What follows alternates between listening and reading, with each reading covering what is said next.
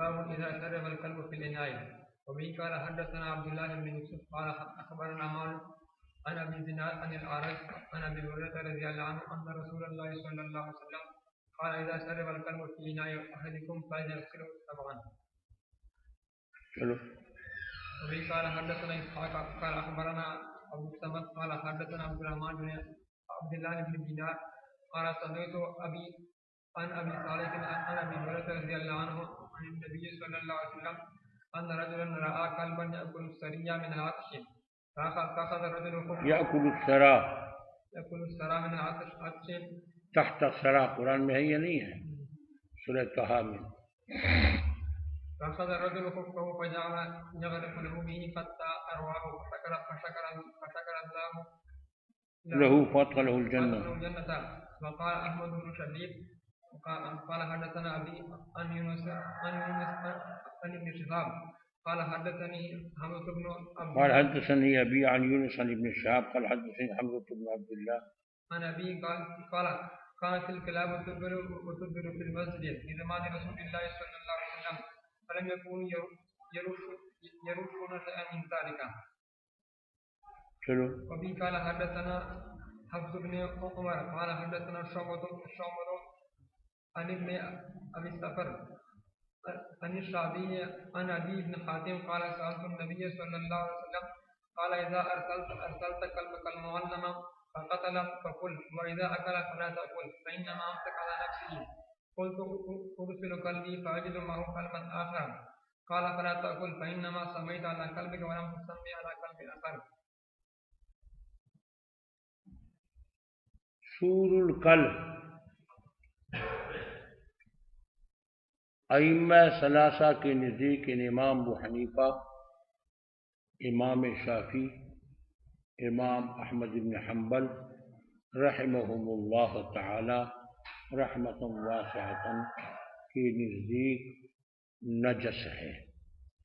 سور القلب یعنی کتے کا پسماندہ ائمہ ثلاثہ امام ابو حنیفہ، امام شافعی، امام احمد بن حنبل رحمہم اللہ تعالی کے نزدیک نجس ہے اور اس کا دھونا ضروری ہے. البتہ دھونے کی مقدار میں اختلاف ہے. ہمارے ہاں 3 مرتبہ دھونا کافی ہے جبکہ ان کے ہاں 7 مرتبہ دھونا اور 8ویں مرتبہ ریت کے ساتھ دھونا ضروری ہے. جب امام مالک رحمۃ اللہ تعالی علیہ کے ہاں سور القلب پاک ہے، البتہ اس کے پسخوردے سے برتن کا دھونا ضروری ہے.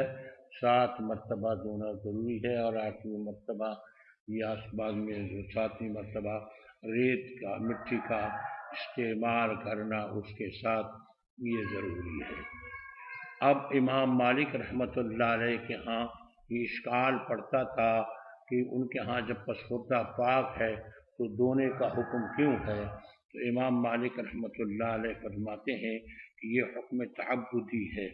حکم تعبدی کا معنی یہ ہے کہ عقل اور قیاس کے تحت نہیں آتا، ما شریعت کے حکم کی تعمیل ہے. بس تعمیل حکم شریعت ہے کہ جو کہ عقل کے تحت نہیں آتا، کیونکہ پسخوردہ پاک ہے اور پھر دھونا تو یہ تو عقل سے ماورا ہے یا نہیں ہے؟ یہ تو عقل سے ماورا ہے. تو پھر اس کا دھونا کیا معنی رکھتا ہے؟ پیارا کہاں ہے؟ یہاں ایک اور نہیں لکھا. اچھا سمجھ گئے. تو عقل کے خلاف تھا، اسی وجہ سے بظاہر یہ اعتراض ان پر پڑتا تھا کہ آپ کے ہاں تو نہیں دھونا چاہیے تھا کیونکہ پاک ہے. تو وہ کہتے ہیں کہ یہ حکم تعبدی ہے، صرف شریعت کا حکم ہے، امتثال امر کے لیے یہ حکم کا ہم عمل کرتے ہیں. قیاس اور عقل کا تقاضا یہ تھا کہ دھونا نہیں چاہیے تھا، لیکن شریعت کا حکم ہے تو اسی وجہ سے ہم دھوتے ہیں اور دھونے کا حکم دیتے ہیں. ان کے ہاں بھی تو گویا ائمہ ثلاثہ پھر ائمہ ثلاثہ کے ہاں گویا تشبیع ہے اور ہمارے نزدیک تسلیس ہے۔ کیا امام مالک بھی تسبیح میں ان کے ساتھ ہیں، تسبیح یا تسمیح 7 مرتبہ دھونے میں ان کے ساتھ ہیں۔ البتہ یہ دوسری بات ہے کہ نجاست میں ان کے ساتھ نہیں ہے۔ اور ہمارے نزدیک تسلیس ہے کہ 3 مرتبہ دھونا ضروری ہے، 7 مرتبہ دھونا یہ محمول علی الاستحباب ہے۔ کیا ہے؟ محمول علی الاستحباب ہے۔ اچھا، امام مالک رحمۃ اللہ علیہ جو استدلال کرتے ہیں وہ اس سے استدلال کرتے ہیں کہ وہ کیا حضرت عبداللہ بن عمر رضی اللہ تعالیٰ عنہ کی روایت ہے کہ حضور صلی اللہ علیہ وسلم کہ میں مسجد میں سوتا تھا اور اس زمانے میں کتے، ابو داؤد کی روایت ہے، شاید میں نے پہلے دکھایا بھی ہو، دکھایا تھا نہیں دکھایا تھا، ابو داؤد کی روایت ہے، ترمذی میں شاید یہ بات گزر چکی ہے کہ امام ابو داؤد کی روایت ہے اور حضرت عبداللہ بن عمر کی روایت ہے، وہ فرماتے ہیں کہ کتے آتے تھے مسجد میں تقبلوا و تدبروا، تو بعض روایات میں یہ بھی آیا ہے کہ وہ تبولو، تو یہی روایت یہاں بھی موجود ہے مگر یہاں تبولو کا لفظ نہیں ہے، یہاں یہ ہے کانت الکلاب تقبل و تدبر فی المسجد، اور وہ اس روایت میں یہ ہے کہ وہ تبولو، پیشاب کرتے تھے، پیشاب کرتے تھے۔ تو میں نے بتلایا تھا کہ علامہ خطابی نے فرمایا ہے کہ وہ ہو سکتا ہے کہ باہر پیشاب کرتے تھے، ہو سکتا ہے کہ باہر پیشاب کر کے آتے تھے۔ تو میں نے یہ بھی گزارش کی، حضرت شیخ انور رحمۃ اللہ علیہ فرماتے ہیں کہ ہو سکتا ہے کہ باہر استنجا کر کے بھی آتے ہیں۔ سمجھ گئے؟ کتا یہ سوچتا ہے کہ اب پیشاب کر کے مسجد میں نہیں جاؤں گا یا پیشاب باہر کر کے مسجد میں جاؤں گا، یہ بھی تو عجیب الفاظ تو حدیث کے یہی ہے کہ مسجد میں پیشاب کر دے، تقبل و تدبر و تبول فی المسجد۔ سمجھ گئے؟ ہاں، تو بہرحال گیا مقصد یہ ہے کہ وہ گیا حضرات اس سے استدلال کرتے ہیں، ہمارے گیا فقہائے احناف، اور فرماتے ہیں کہ وہ آتے تھے جاتے تھے تو ہمارے لیے اس مسئلے میں فائدہ دیتا ہے کہ زمین خشک ہونے سے پاک ہو جاتا ہے، یاد ہے؟ اس کے لیے ہم اس حدیث سے استدلال کرتے ہیں کہ زمین جب خشک ہو جاتا ہے تو پاک ہو جاتا ہے، کیونکہ وہاں دھونے کا کوئی ذکر نہیں کہ ہم اس کو دھوتے تھے۔ تو اس سے معلوم ہوا کہ زمین 2 چیزوں کی، یا تو دھونے سے پاک ہوتا ہے یا خشک ہونے سے پاک ہوتا ہے۔ سمجھ گئے؟ تو یہ اس حدیث سے استدلال۔ یہاں 2 باتیں ہیں، ایک بات تو یہ ہے کہ میں نے بتایا کہ اس کا کیا جو تسبیح کا حکم آیا ہے 7 مرتبہ تو یا تو استحباب پر محمول ہے، اور یا علماء اچھا استحباب پر کیوں محمول ہے؟ کیونکہ حضرت ابو ہریرہ رضی اللہ تعالیٰ عنہ جو اس حدیث کا راوی ہے اس کا اپنا فتویٰ تسلیس کا مروی ہے، امام طحاوی رحمۃ اللہ علیہ نے ان سے روایت کی ہے، تو جب ان کا اپنا فتویٰ اس روایت کے خلاف ہے تو معلوم ہوا کہ یہ حدیث محمول علی الاستحباب ہے۔ اچھا، یہ ریت کے بارے میں جو فرمایا کہ 1 مرتبہ مٹی ان کے ساتھ استعمال کرنا ہوگا، تو فرماتے اس میں کیا حکمت ہے؟ اس میں کیا حکمت ہے؟ فرماتے کتے کہ لعاب میں ایک قسم کی جراثیم ہے، تو بہت خطرناک جراثیم ہے، تو اس جراثیم کا ختم کرنا وہ نوشادر سے ہوتا ہے۔ کس سے ہوتا ہے؟ نوشادر سے ہوتا ہے۔ اب اگر شریعت نوشادر کا حکم دیتا تو نوشادر ہر جگہ ہر آدمی کو میسر نہیں ہو سکتا تھا، اور اسلام ایک ایسا عالمگیر اور جہانگیر مذہب ہے اور ایسے آسان مذہب ہے کہ ہر آدمی کے لیے اس پر عمل کرنا آسان ہے، دیہاتی، بدوی، بدو، ہر آدمی کے لیے اس پر عمل آسان ہوتا ہے۔ اب اگر نوشادر کا حکم دیتے تو پھر شہروں میں دکانوں میں جانا پڑتا تھا، نوشادر حاصل کرنا پڑتا تھا، تو اس اللہ تعالیٰ نے آسان کر دیا، زمین کے مٹی کے ساتھ نوشادر شامل ہے، زمین کے ریت اور مٹی کے ساتھ کیا شامل ہے؟ نوشادر شامل ہے، اور نوشادر جب شامل ہے تو جب اس کے ساتھ آپ دھو لیتے ہیں تو وہ جراثیم ختم ہو جاتے ہیں، وہ جراثیم ختم ہو جاتے ہیں۔ تو اللہ تعالیٰ کی شان دیکھو، کس وقت جب میڈیکل تحقیق بھی نہیں تھی، لیبارٹریاں بھی نہیں تھی اور کوئی ریسرچ بھی نہیں تھا، اس وقت آقا نامدار صلی اللہ علیہ وسلم نے فرمایا کہ آپ 7 مرتبہ 2 اور 8ویں مرتبہ بعض مرتبہ 7ویں مرتبہ اس کے ساتھ مٹی ملا کر اس کو دھونا ہے، اس کو کیا ہے دھونا ہے، دھونے کا حکم دے دیا۔ تو اسی وجہ سے یہ حکم دیا ہے کہ اس میں زمین کے اندر نوشادر ہے اور مٹی کے اندر نوشادر ہے، تو نوشادر کے ذریعے سے وہ جراثیم ختم ہوتے ہیں، اور ہر آدمی کو میسر ہے، ہر آدمی کو میسر ہے۔ تو اسلام کبھی ایسا حکم نہیں دیتا جو انسانوں کے لیے تکلیف کا باعث ہو۔ لا یکلف اللہ نفسا الا وسعها لها ما کسبت وعلیہا ما اکتسبت، قرآن کی آیت بھی ہے، اور عملاً بھی دیکھو، اگر کھڑے ہو کر نماز نہیں پڑھ سکتے تو بیٹھ کر نماز پڑھے، بیٹھ کر نماز نہیں پڑھ سکتے تو لیٹ کر نماز پڑھے، وضو سے وضو نہیں کر سکتے تو تیمم کر لیں۔ سمجھ گئے یا نہیں سمجھے؟ کیسے اللہ نے آسان کر دیا ہے، کیسے اللہ نے آسان کر دیا ہے۔ تو گیا اسی وجہ سے گیا یہاں گیا مسئلہ یہی ہے۔ باقی آگے یہاں اس امام بخاری رحمۃ اللہ تعالی علیہ ادنیٰ مناسبت کی وجہ سے گیا یہ بھی بتلایا کہ کتے کے ساتھ گیا بھی اگر انسان شفقت اور کا معاملہ کر لے اور نرمی کا معاملہ کر لے، ترس کا معاملہ کر لے، ارحموا من فی الارض یرحمکم من فی السماء، اگر کتے پر بھی انسان رحم کر لے تو اللہ اس کو جنت دے دے گا۔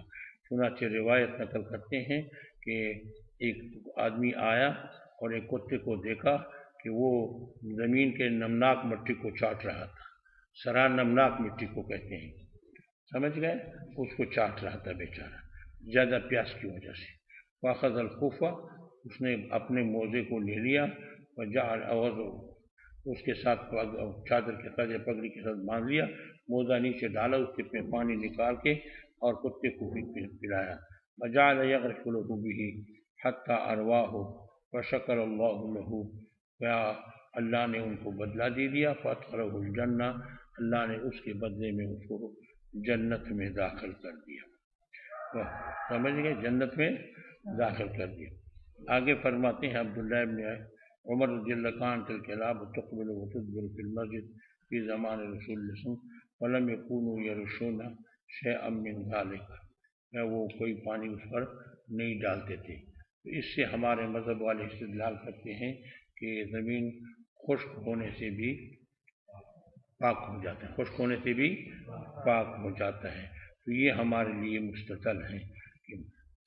آگے میں نے بتلایا کہ اسی روایت میں ابو داؤد کی روایت میں تبولو کا لفظ آیا ہے۔ کیا لفظ آیا ہے؟ تبولو کا لفظ آیا ہے، اضافہ موجود ہے، اور ثقہ راوی کا اضافہ اور زیادت وہ مقبول ہوتا ہے۔ کیا ہوتا ہے؟ مقبول ہوتا ہے۔ اللہ اکبر کبیرہ۔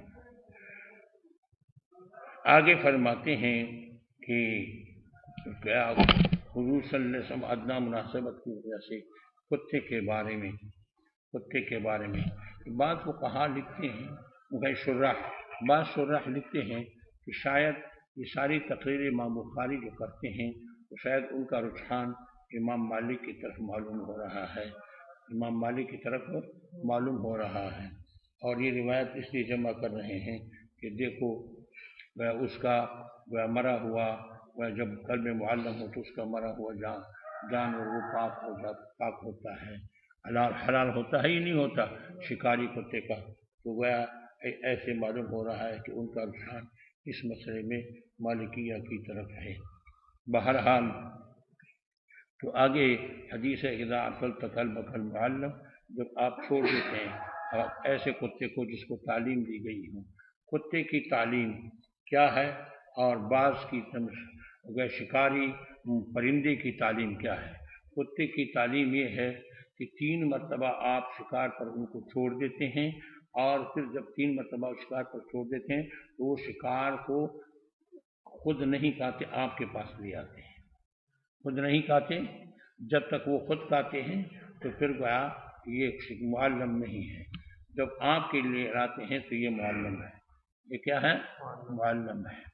اور پرندے میں شکار گویا تعلیم یہ ہے کہ جب پرندے کو آپ شکار پر چھوڑ دیتے ہیں اور واپس بلا لیتے ہیں درمیان میں اور پھر وہ واپس آتا ہے تو پھر سمجھو کہ یہ معلم ہے، اور اگر واپس نہیں آتا، جب تک واپس نہیں آتا تو پھر وہ معلم نہیں ہے۔ تو جو معلم ہوتا ہے کتا تو اس کا شکار حلال ہوتا ہے، اگر وہ گلے سے پکڑ کر اس کو زخمی کر کے اور جب آپ کے پاس پہنچائے تو مر چکا ہو تو وہ حلال ہے، اس کو آپ کہہ سکتے ہیں، جبکہ آپ نے کتے کو چھوڑتے وقت اس پر بسم اللہ بھی پڑھا ہو اور کتا معلم بھی ہو، اسی طرح وہ پرندہ باز ہے یا شاہین ہے وہ معلم ہو اور آپ نے شکار کو بسم اللہ کے ساتھ چھوڑ دیا ہو تو وہ اگر اس کو شکار کو معلم بھی ہو تو اس کو اگر وہ مار کے لے آئے تو وہ حلال ہے، وہ کیا ہے؟ حلال ہے۔ اللہ اکبر کبیرہ۔